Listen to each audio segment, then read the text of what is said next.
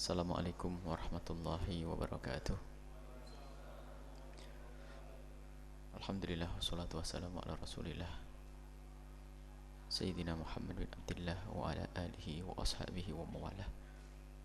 Allahumma ya Rabbana inna nas'aluka ilman nafi'ah wa inna na'udzubika min ilmin la yanfa' wa amalin la yurfa' qalbin la yakhsha wa ainin la tatma' wa nafsin la tashba' innaka anta ala kulli syai'in qadir. Allahumma ya Rabbana hsyurna yaumal qiyamati ma'a zumratil muwahhidin wa ma'a imamihim habibika sayyidina Muhammad warzuqna ya Rabbana taubata qabla al-maut wa syahadata indal maut wal jannata ba'dal maut. Amma ba'du. Kita lanjutkan pelajaran kita, yaitu belajar akidah.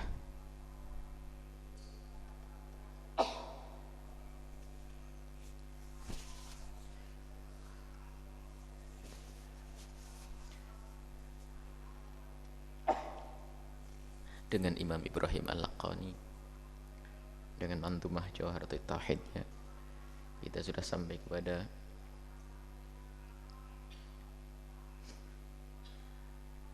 fa khaliqun li 'abdihi wa mu'amil muwaffiqun liman arada ayyasil wa khadilun liman arada bu'dahu wa munjizun liman arada wa'dahu. Wa khaliqun li 'abdihi wa mu'amil, Allah adalah yang menciptakan hamba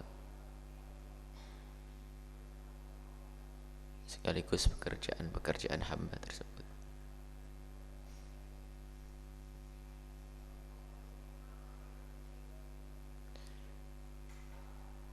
Di situ ada diskusi,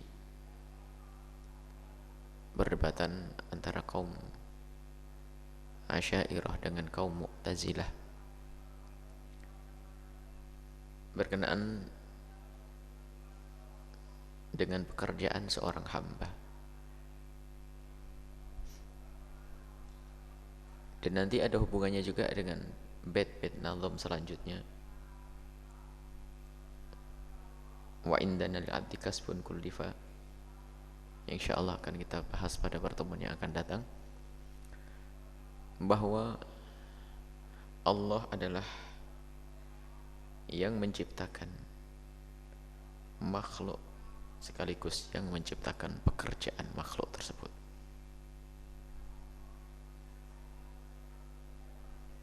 Di situ ada 4 madhab tentang adanya sebuah pekerjaan atau sebuah kejadian yang terjadi, bagaimana hubungannya dengan sebab kejadian tersebut. Apa yang kita kerjakan ataupun pengaruhnya air, pengaruhnya pisau kepada daging yang dipotong,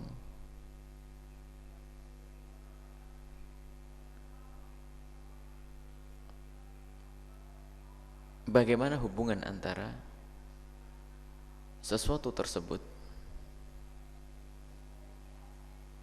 dengan sesuatu yang dipotong, kalau itu pisau. Di dalam manhaj ahli sunnati wal jamaati bahwa manusia tidak menciptakan pekerjaannya, tapi yang menciptakan adalah Allah.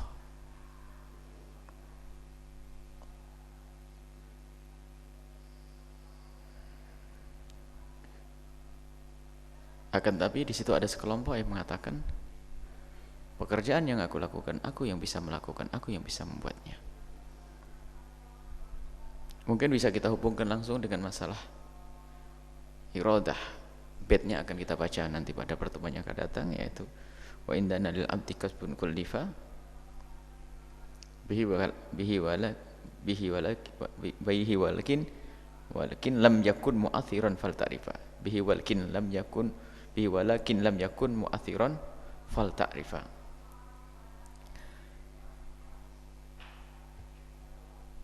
Hubungan antara sebab dan akibat. Allah menjadikan di semesta ini adalah sebab, kemudian ada akibatnya. Api menjadikan sebab terbakarnya kertas. Bagaimana hubungan antara api dengan kertas? Ada keyakinan yang itu adalah keyakinan kafir, bahwa api itu bisa membakar karena dari zatnya. Maka di sini dikatakan kafir karena apa? Telah mengatakan bahwa ada sesuatu selain Allah yang punya pengaruh kepada sesuatu yang lainnya dari dirinya sendiri. Di saat kita mengatakan bahasanya api itu bisa membakar karena zatnya api, seperti orang yang berkata bahwasanya obat itu menyembuhkan dari zatnya obat itu sendiri, maka hukumnya orang tersebut adalah kafir. Dan ada sekelompok seperti itu, sehingga punya keyakinan bahwasanya zat itu punya kekuatan dari dalam dirinya sendiri, terlepas dari kekuatan Allah Subhanahu wa ta'ala. Ini jelas kafir. Ada yang kedua adalah sekelompok yang mengatakan bahwa Allah telah menciptakan kekuatan pada sesuatu tersebut. Tetap dia menisbatkan kekuatan dari Allah.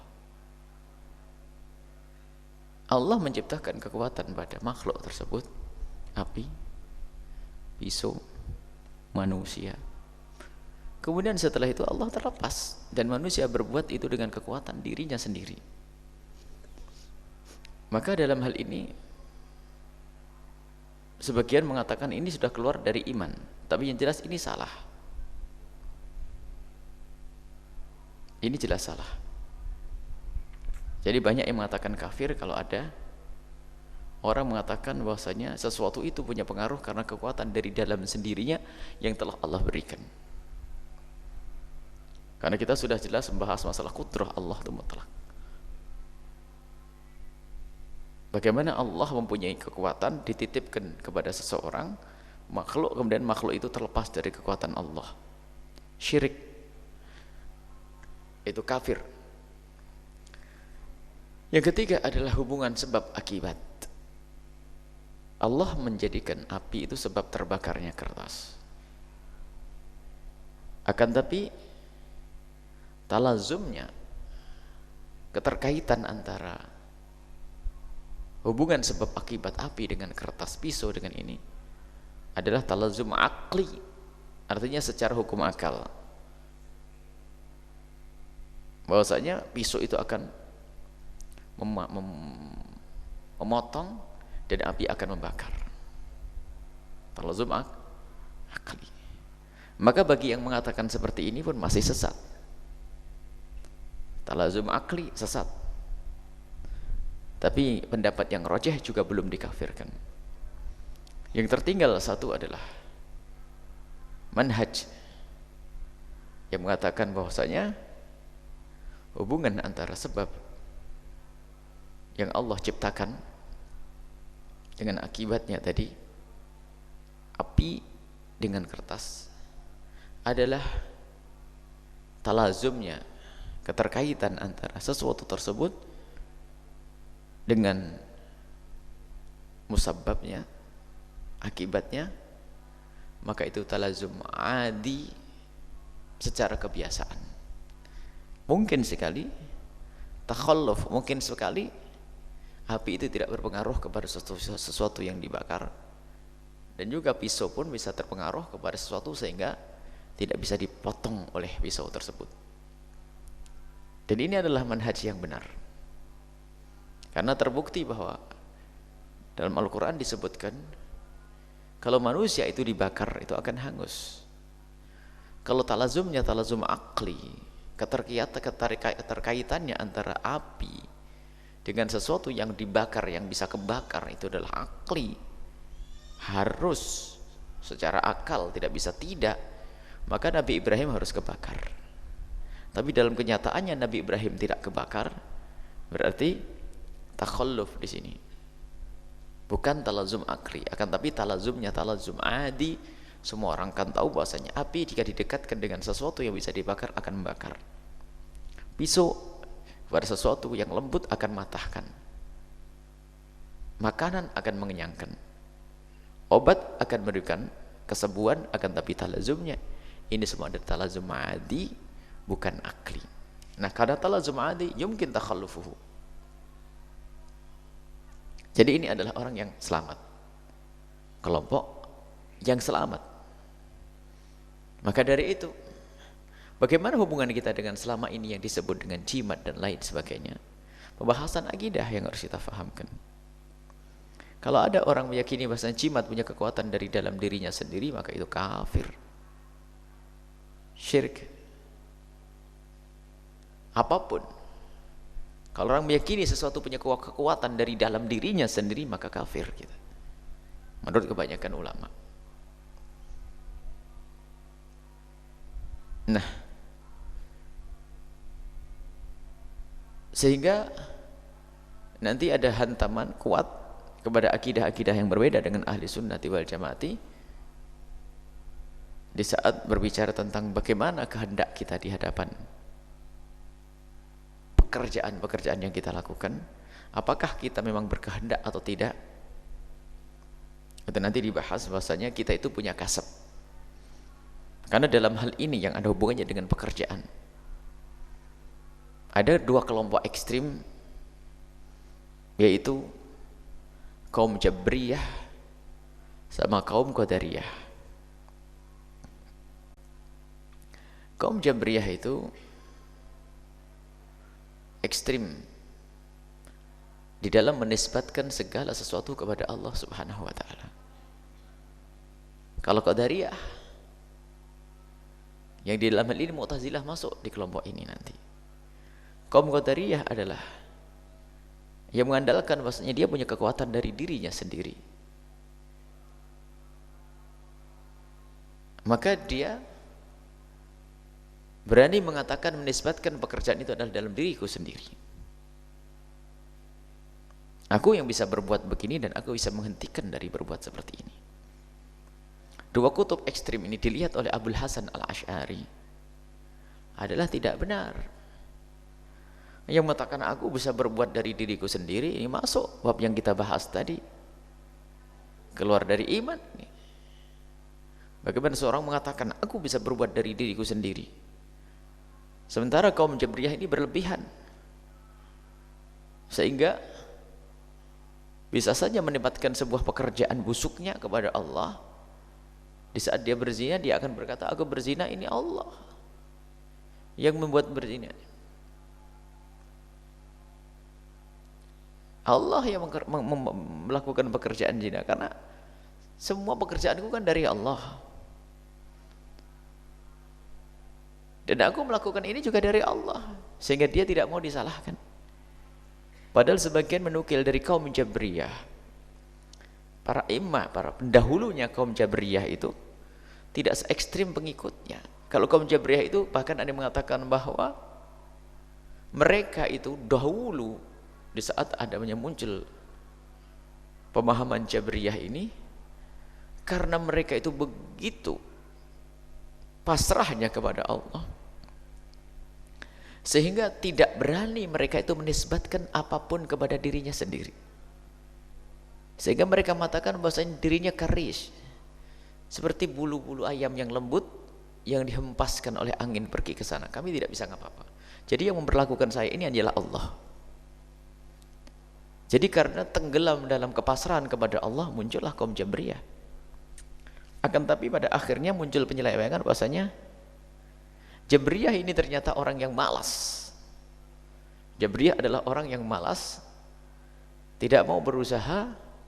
Jika disalahkan, menisbatkan kesalahan kepada Allah, seolah dirinya itu tidak punya kehendak, tidak punya kemauan. Sehingga kalau ditanya, sudah saya berzina, ya Allah yang buat saya zina, saya ini. Nah, ini menisbatkan kepada Allah. Dan kadang berhujjah dengan tadi yang kita bahas, bahasanya Allah yang menciptakan pekerjaan seorang hamba. Allah yang menciptakan pekerjaan seorang hamba. Padahal sudah sangat jelas. Allah menciptakan pekerjaan zina kepada seorang hamba. Tapi jangan dikatakan Allah berzina. Allah menciptakan pekerjaan kepada seorang hamba. Tadi dikatakan pekerjaan Allah yang ciptakan. Allah beri kekuatan kepada orang tersebut sehingga dia bisa melakukan sesuatu tersebut. Akan tapi di dalam bekerja ini ada namanya iradah, kemauan seorang hamba. Sementara kaum Qadariyah itu dengan kesombongannya mengatakan, aku bisa melakukan karena diriku sendiri. Nih, mengambil ini bisa, aku bisa. Ini kutub ekstrim antara kaum Jabriyah dan kaum Qadariyah. Dan ini perdebatan panjang sekali, kaum Jabriyah dan kaum Qadariyah.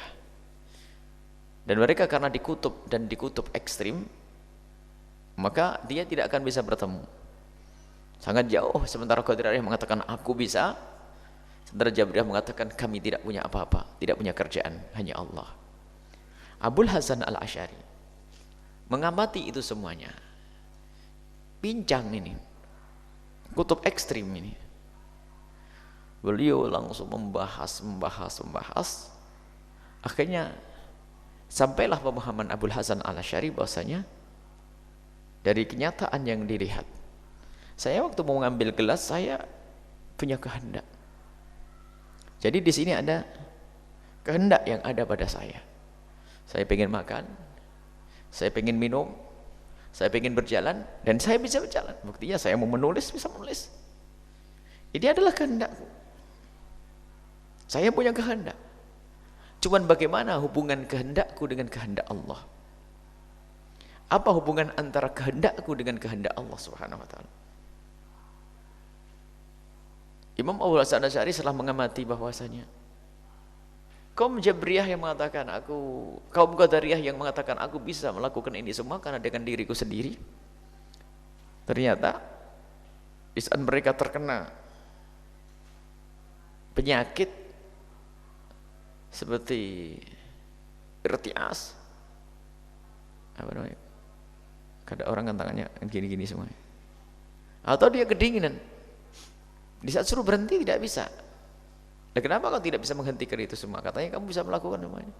Buktinya dia tidak bisa menghentikan. Tangannya gemetar kalau ngambil.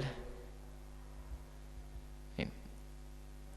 Saat orang melakukan gemeteran seperti itu, mana yang kau katakan kau bisa melakukan itu semuanya? Mana kehendakmu yang kau katakan bisa mengatur kekuatan yang Allah berikan kepadamu sehingga kau bisa mengatur maju dan mundur, mukul dan tidak mukul, mengambil dan tidak mengambil? Ini hantaman untuk kaum Jabriyah, kaum Qadariyah. Kalau kaum Jabriyah lebih enak lagi, dalam bahasa guyonan tapi pasti sebetulnya. Kalau dia berkata, kenapa kau zina? Ya ini kan Allah yang melakukan, membuat saya begini. Oh ya bagus, ambil palu jidatnya dipedil tuh, gitu. Kenapa kau pukul saya? Bilang ini dari Allah yang buat saya gitu. Itu kaum Jabriyah. Sehingga kaum Jabriyah itu tidak punya tanggung jawab. Tapi kalau kita lacak itu sebetulnya dari pendirinya itu karena berlebihan tingkat ketawakalan, kepasrahannya kepada Allah sampai muncul seperti itu. Seperti halnya kaum Qadariyah itu, kenapa seperti itu? Karena kaum Qadariyah itu sebenarnya berangkat dari keimanan yang tinggi. Tidak ingin ada orang yang lepas dari tanggung jawab.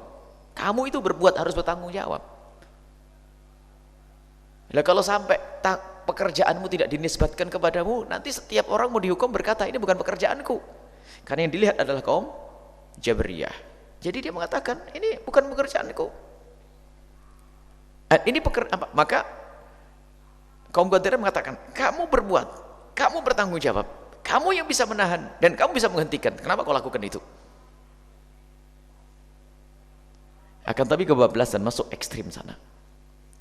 Abul Hasan Asy'ari dengan kecerdasan beliau mencermati, mengamati itu semuanya. Lalu beliau punya teori namanya kasb. Kasb. Yang dikatakan di sini apa? Kasb, teori kasb. Kasb itu bagaimana? Jadi seorang hamba itu dia punya usaha untuk melakukan semuanya itu. Tapi tetap finalnya adalah Allah. Namun ini pun mengundang diskusi yang panjang sekali. Hal annal insan musayyar atau mukhayyar. Seorang manusia itu sebetulnya musayyar, oleh Allah sudah ditundukkan harus patuh dengan titah Allah dalam urusan pekerjaannya, atau mukhayyar, atau dia punya hak untuk memilih antara maju dan mundur.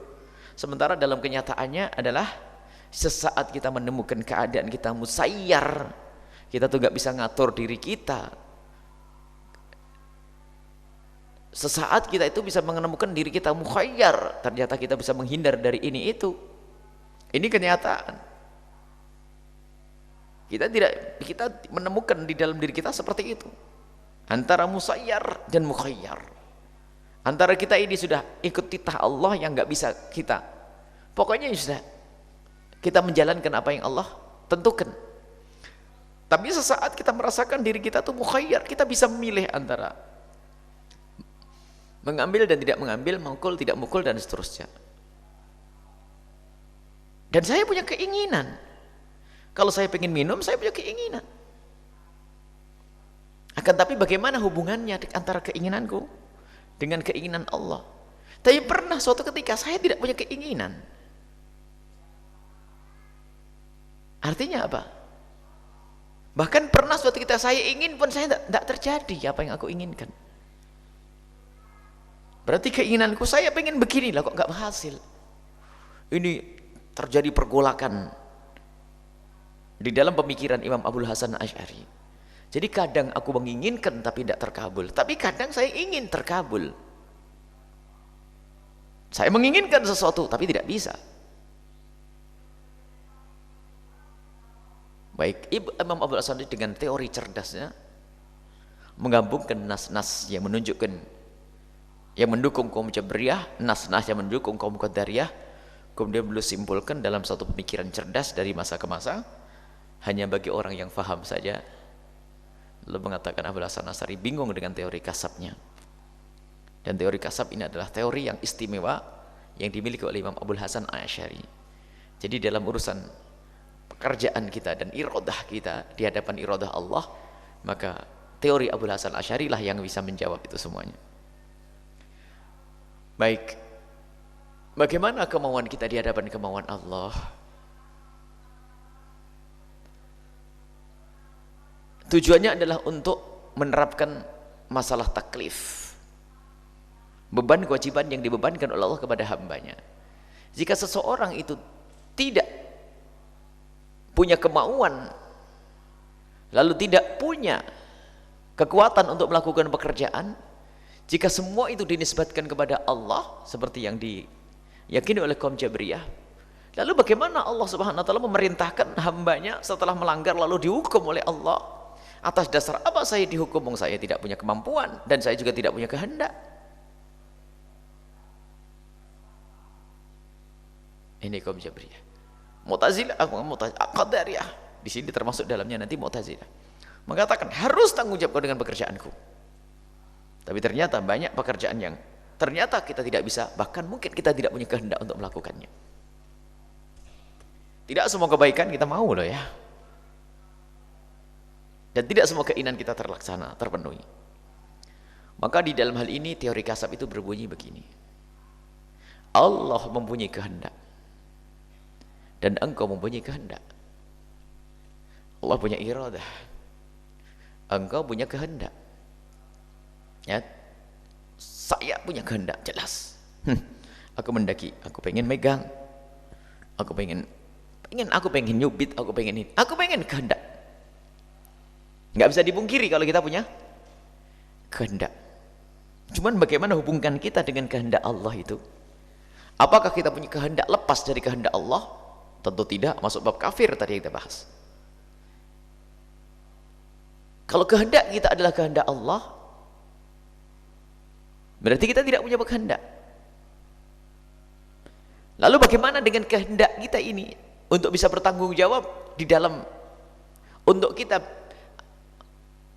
bisa dimintai pertanggungjawaban? Harus saya punya kehendak. Sebab yang tidak punya kehendak ini tidak masuk bab taklif, seperti orang yang gila, orang tidur. Dalam syariat kita adalah orang yang kehendaknya tidak ada, nggak akan ditanya hukum-hukum, tidak ada halal haram baginya. As-sabi hatta yahtalim, al-majrun hatta yufiq, an-naim hatta yastaygid. Orang tidur ngelintur bunuh orang nggak dosa dia, karena tidak ada kehendak dia. Tidur yang sesungguhnya. Lalu bagaimana kalau kita dikatakan tidak punya kehendak lalu besok dihukum? Baik, kamu punya kehendak, cuman kehendakmu adalah bukan kehendak yang mustaqillah, bukan kehendak yang terbebas dari kehendak Allah. Dan ini diskusi yang panjang sekali. Para ulama menulis dengan berlembar-lembar, bahkan berjilid-jilid tentang masalah ini, untuk menjelaskan teorinya Imam Abul Hasan Al-Asy'ari. Baik, akan tapi teori tersebut bisa disimpulkan dalam kalimat yang sederhana. Kalau pembahasan detailnya tentu kita akan masuk di dalam pembahasan. Dr. Muhammad Said Al-Ramadan Al-Buti punya buku tebal 1 jilid dengan judul Al-Insan Musayyar Am-Mukhayyar. Itu bisa dibaca dari awal tentang hujah-hujahnya. Akan tapi dari pembahasan panjang itu bisa disimpulkan dalam sesuatu yang sangat sederhana, yaitu yuridullah, Allah menghendaki, anturida, untuk engkau berkehendak. Mungkin bahasa sederhana.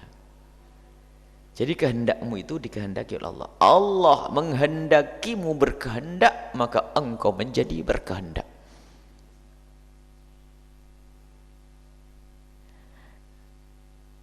Jika Allah tidak menghendaki seorang hamba berkehendak, maka tidak akan berkehendak.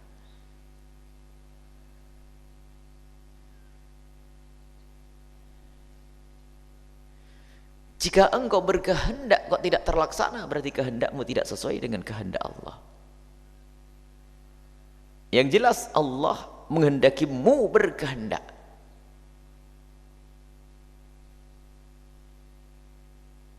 Seperti dalam urusan pekerjaanmu, Allah menghendakimu bekerja, dan pekerjaanmu itu atas kehendakmu. Karena pekerjaan yang kau lakukan itu atas kehendakmu, kesadaranmu, pilihanmu, maka engkau bertanggung jawab atas apa yang engkau kerjakan.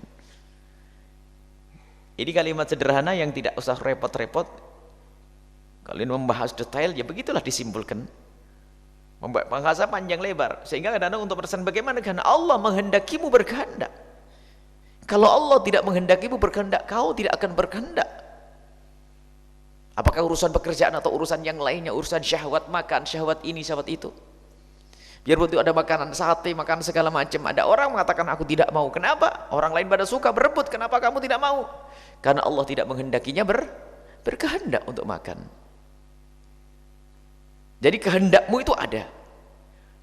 Dari mana kehendakmu itu ada? Allah menghendakimu berkehendak. Seperti Allah menghendakimu berjalan, lalu engkau menginginkan berjalan, berjalanlah engkau. Jadi untuk dinisbatkan kepadamu sebuah pekerjaan, maka harus ada kehendak. Jika engkau tidak punya kehendak, tentu tidak akan bisa disalahkan, akan dihukum oleh Allah SWT. Enggak. Tapi Allah menghendakimu berkehendak, dan dengan kehendakmu kau harus bertanggung jawab. Semuanya dari Allah kehendaknya. Termasuk pekerjaan yang kau lakukan itu ada dasar kehendakmu. Solat yang kau lakukan atas dasar kehendakmu. Engkau menghendaki ingin melakukan solat, lalu engkau bisa solat. Ketahuilah ini adalah kehendak Allah menghendakimu berkehendak. Jika Allah tidak menghendakimu berkehendak, tidak ada yang mau solat. Allah yuridu an turid. Allah menghendakimu berkehendak. Sehingga dalam sering yang kita dengar, Allah menghendaki engkau berkehendak. Ana uridu anta turid. Ana menghendaki, engkau menghendaki. Tapi Allah yaf'al ma yurid. Allah akan memberlakukan untuk kita apa yang Allah kehendaki. Mungkin kita punya keinginan berbeda. Engkau ingin pergi ke barat, aku ingin pergi ke timur. Tak taunya apa? Allah menghendaki kita harus bareng-bareng pergi ke arah selatan. Di luar kehendakmu, di luar kehendakku. Tapi yang berlaku kehendak Allah. Tapi di saat engkau menghendaki pergi ke barat, aku menghadapi pergi ke timur, itu Allah memberikan kepadaku kehendak. Kenyataannya benar, saya menghendaki ini berkehendak.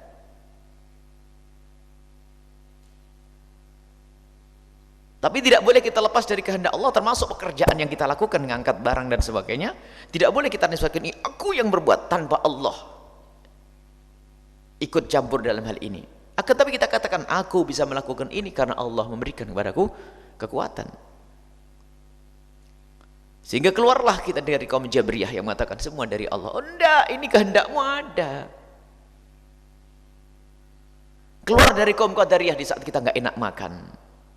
Jadi setelah kita lacak lebih jauh lagi, ternyata pemahaman akidah yang dihadirkan oleh Abul Hasan Al-Asy'ari luar biasa.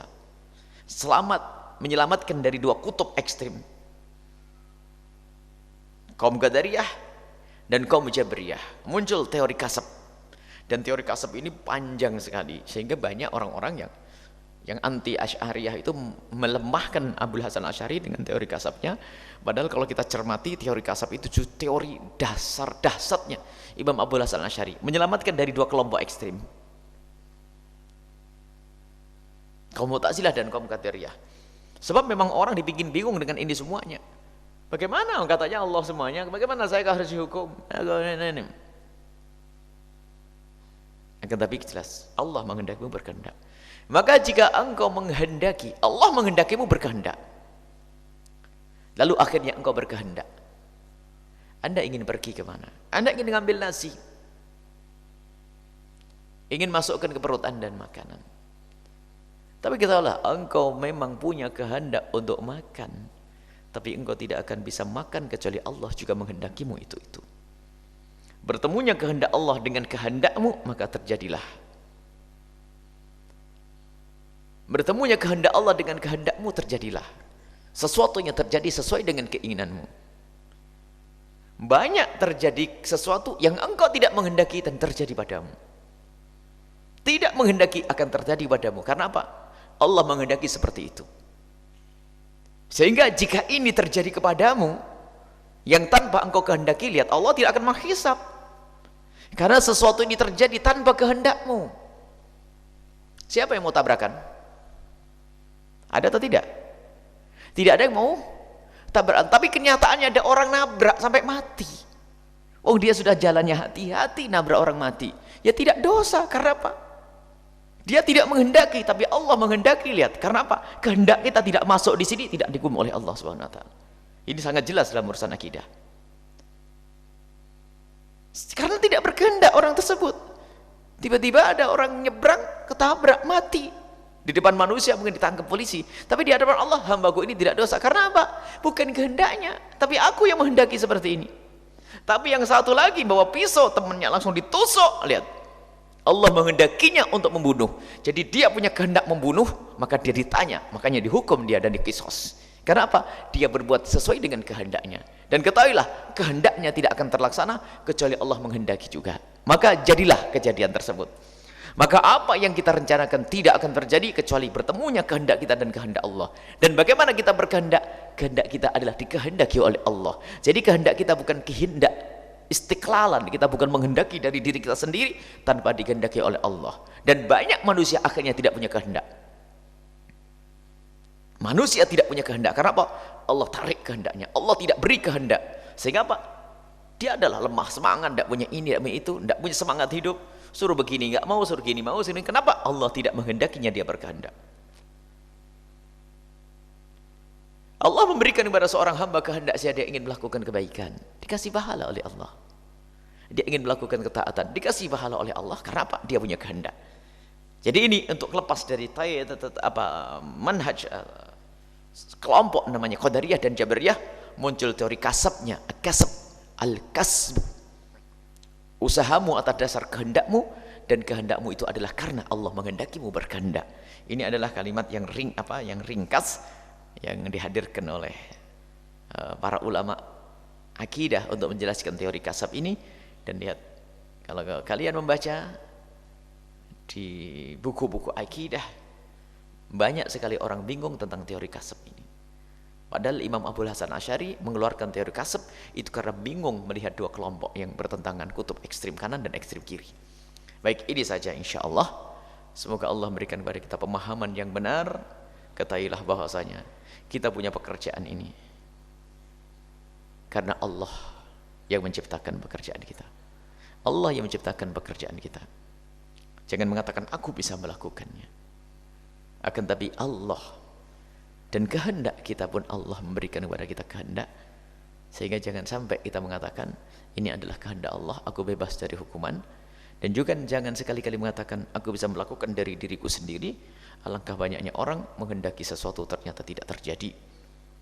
Baik, inilah keimanan yang sesungguhnya yang diajarkan oleh akidah ahli sunnati wal jamaati asy'ariyati.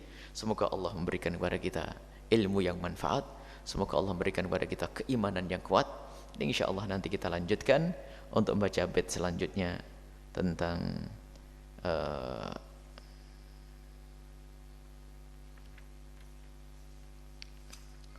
kalau nanti ini masih debat dengan wa indana lil antikas bun kulifa sampai falaisa majburan, ini adalah yang kita jelaskan tadi. Kemudian masalah pahala Allah Subhanahu wa taala yang Allah berikan kepada kita dan siksaan, insyaallah akan kita bahas pada pertemuan yang datang. Baik, ini saja. Semoga Allah memberikan kepada kita ilmu yang manfaat. Semoga Allah menjaga iman kita, akidah kita semuanya dalam akidah yang Allah ridai, akidah Ahlussunnah wal Jamaah Asy'ariyati. Wabillahi taufik wal hidayah. Assalamualaikum warahmatullahi wabarakatuh.